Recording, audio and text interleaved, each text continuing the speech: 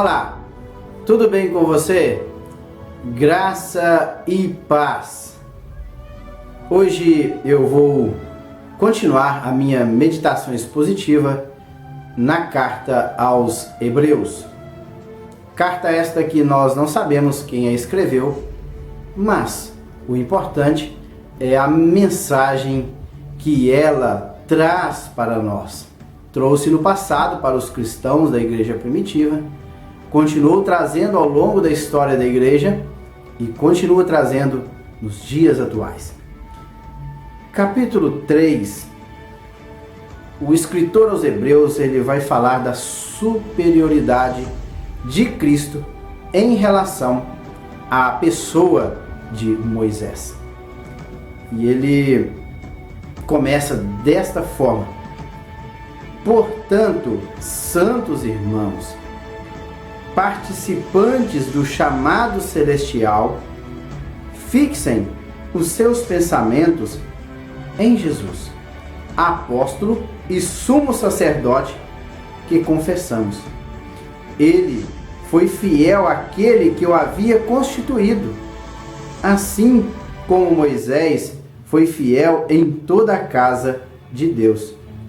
Jesus foi considerado digno de maior glória do que Moisés, da mesma forma que o construtor de uma casa tem mais honra do que a própria casa, pois toda casa é construída por alguém, mas Deus é o edificador de tudo. Moisés foi fiel como servo em toda a casa de Deus, dando testemunho do que haveria de ser dito no futuro, mas Cristo é fiel como filho sobre a casa de Deus. E esta casa somos nós, se é que nos apegamos firmemente à confiança e à esperança da qual nos gloriamos. Então vocês podem ver primeiramente aí que Cristo ele é maior do que Moisés no que se diz respeito à pessoa, e Cristo ele também é maior ou é superior em relação ao seu ministério. Então Jesus aqui ele é superior tanto em pessoa como no ministério. Os versículos aí até o versículo 1 e 2 ele foca Jesus como maior em pessoa, que ele diz aqui, que inclusive ele chama a atenção, o escritor fala: olha, portanto, santos irmãos, participantes do chamado celestial, porque nós fomos chamados, foi Deus quem nos chamou. A obra regeneradora que Cristo realizou em nossas vidas, ela primeiramente começou em Deus. Não fomos nós, mas foi a graça e a misericórdia de Deus que agiu em nossas vidas. E através do Espírito Santo que nos regenerou, nos tirou da condição em que nós nos encontrávamos como mortos em delitos e em pecados. Nós somos chamados para Deus. E ele chama atenção aqui, o escritor: fixem. Esse fixar aqui é observar, prestar atenção, ou voltar todo o meu pensamento. Por exemplo, fixem os seus pensamentos em quem? Em Jesus. Olha, vocês devem pegar os seus pensamentos e voltá-los todinhos para Jesus.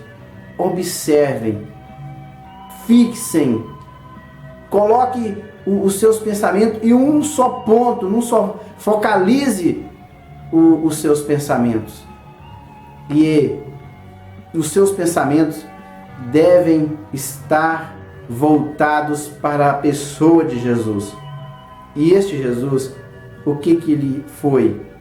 Apóstolo e sumo sacerdote. Ele continua sendo sumo sacerdote. Apóstolo, ele foi como enviado aqui a esta terra. Porque apóstolo é aquele que é enviado com uma missão. E Deus enviou o seu Filho como o quê? Como o primeiro apóstolo, como o primeiro missionário a esta terra, para se fazer homem, para sofrer as mesmas tentações e depois ter passado tudo isso, morrer na cruz do Calvário, entregando-se ali no Calvário, para quê? Para resgatar a mim e a você. Esta foi a obra que Jesus fez como enviado, como apóstolo. E diz também que ele é sumo sacerdote. Por isso que Jesus, ele é superior a Moisés. Jesus, ele foi o primeiro apóstolo, o primeiro missionário comissionado por Deus para vir a esta terra. E depois fala também que ele é sumo sacerdote. Apesar de que Moisés fosse da tribo, descendente ali da tribo de Levi, mas ele não era sacerdote, porque os sacerdotes e sumos sacerdotes viriam da linhagem de Arão. Claro que é da tribo de Levi, mas da linhagem de Arão. Moisés, portanto, ele não era sumo sacerdote, porque Arão era irmão de Moisés, e a partir de Arão é que foram escolhidos os sacerdotes. Arão foi o primeiro sumo sacerdote.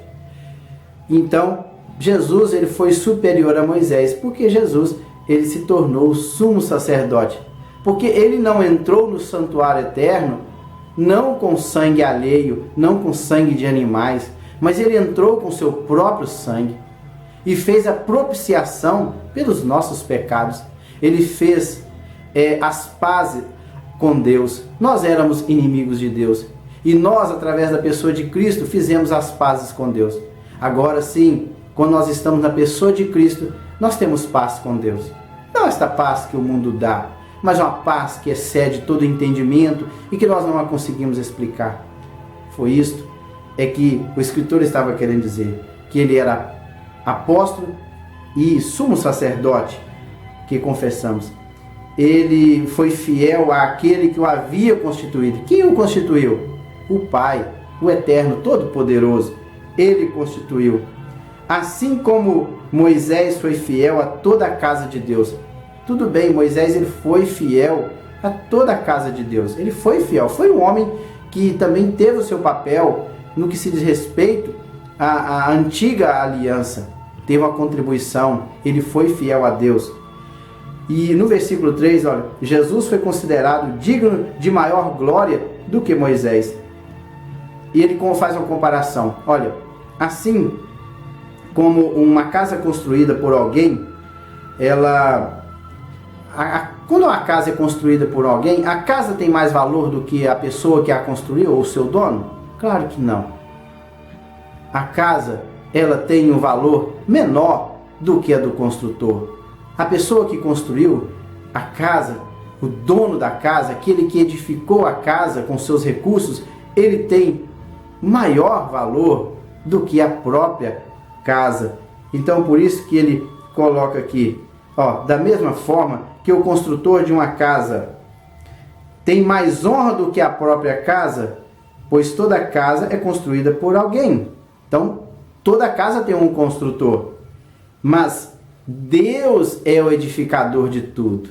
Mas Deus edifica tudo, tanto a casa como o construtor, porque todas as coisas estão debaixo do domínio de Deus. E ele continua: Moisés foi fiel como servo em toda a casa de Deus, dando testemunho do que haveria de ser dito no futuro. Mas Cristo é fiel como filho sobre a casa de Deus. E esta casa somos nós. Então a casa somos nós, essa casa que Deus edificou. Então agora Cristo, ele é superior a Moisés, porque ele é aquele que está edificando esta casa, que é a sua igreja. Então ele é maior, porque ele é o próprio edificador. E que Moisés, ele era o quê? Moisés fazia parte da construção. Moisés foi uma pessoa que participou do processo. Ele não era edificador, mas sim uma casa que Deus edificou. E Jesus, ele o quê? É aquele que está edificando um corpo, uma igreja. Por isso Jesus, ele é maior, porque ele é o próprio edificador. E o edificador, ele é maior do que a casa. E ele termina aí, se é que nos apeguemos, mas Cristo é fiel como filho sobre a casa de Deus, e esta casa somos nós. E esta casa que Cristo, que Deus está edificando e que Cristo está sobre ela, somos nós. Ele coloca uma condicional aqui. Se é que nos apegamos firmemente a esta confiança e a esperança da qual nós gloriamos. Nós somente somos parte desta casa a partir do momento em que nós nos apegamos firmemente e com confiança na esperança desta glória. E ele no versículo 7 diz assim: assim como diz o Espírito Santo. E ele cita aqui o Salmo 95, do versículo 7 até o versículo 11. Hoje, se vocês ouvirem a sua voz, não endureçam o coração, como na rebelião durante o tempo da provação no deserto, onde os seus antepassados me tentaram, pondo-me à prova, apesar de, durante 40 anos, terem visto o que fiz. Por isso, fiquei irado contra aquela geração e disse: o meu coração está sempre se desviando, e eles não reconheceram os meus caminhos. Assim jurei na minha ira, jamais entrarão no meu descanso. Aqui, o que o escritor está dizendo? Ele está dizendo o seguinte: está falando sobre o povo de Israel que saiu do Egito em direção à terra de Canaã.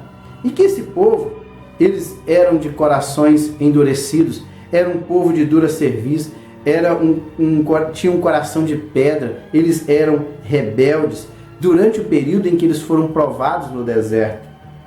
E eles tentaram a Deus, eles testaram a paciência de Deus. Então, Deus, ele fez com que toda aquela geração, com exceção de Josué e Caleb, não entrassem na terra prometida. Por isso que assim jurei na minha ira, jamais entrarão no meu descanso, exceto Josué e Caleb. E no versículo 12, ele diz: cuidado, irmãos, para que nenhum de vocês tenha um coração perverso e incrédulo. Inclusive, esse coração perverso aqui, incrédulo, está voltado para a apostasia. Apostasia é quando a pessoa conhece, ela é conhecedora, ela é participante dos benefícios de Cristo, da salvação de Cristo, e ele simplesmente ele não crê mais, ele abre mão de tudo isso e ele volta atrás para o passado, para aquilo que ele praticava. Então é como se ele estivesse pisando em algo que ele já conhecia. Então é um afastamento deliberado de algo que ele conhece e agora está voltando para o passado.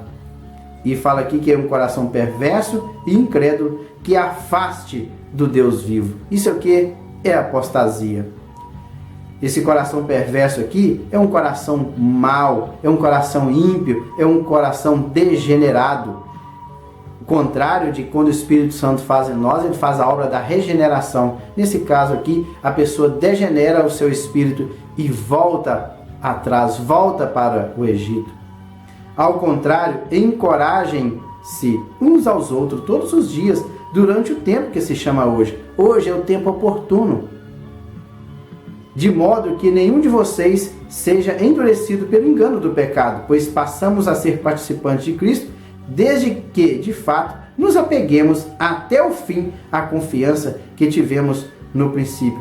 Por isso que se diz novamente, ele repete o Salmo 95, se hoje vocês ouvirem a sua voz, não endureça o coração como na rebelião, quando eles rebelaram contra Deus. Se hoje, neste mesmo dia, é o dia oportuno. E ele fala assim, ao contrário, encorajem. O que é encorajar? É estimular, é animar, apoiar, ajudar. É uma palavra grega que é parakaléu, quer dizer, chamar para o lado no sentido de encorajar as pessoas para que eles façam isso. E o versículo 16, para encerrar aí o capítulo 3, quem foram os que ouviram? Quem foram os que ouviram e se rebelaram? Não foram todos os que Moisés tirou do Egito? Contra quem Deus esteve irado durante 40 anos?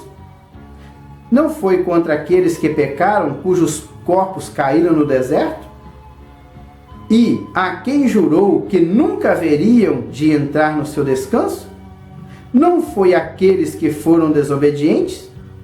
Vemos assim que por causa da incredulidade não puderam entrar. E ele responde todas essas perguntas desde o versículo 16, que vemos assim, que por causa da incredulidade, a palavra aqui é apistias, ou aí vem a palavra apostasia, que vem a palavra de afastamento, as pessoas que através dessa incredulidade, desse fato de não crer, eles já tinham visto as maravilhas de Deus, o que Deus tinha operado no passado, lá quando tiraram eles do Egito, através das 10 pragas, depois Deus abriu o Mar Vermelho, eles viram sinais e maravilhas de Deus. Eles tinham visto ali as maravilhas de Deus no Monte Sinai, quando o monte fumegava. Mas mesmo assim, eles agiram de incredulidade, afastando seus corações do Senhor. Por isso eles foram prostrados no deserto. Eles ficaram no deserto. Todos, exceto Josué e Caleb, puderam entrar na terra prometida. Por isso que Jesus, ele é superior a Moisés. No próximo vídeo eu estarei dando continuidade no que se diz respeito que Cristo, ele é superior a Moisés e também ele é superior a Arão, o sumo sacerdote. Fiquem com Deus e até lá!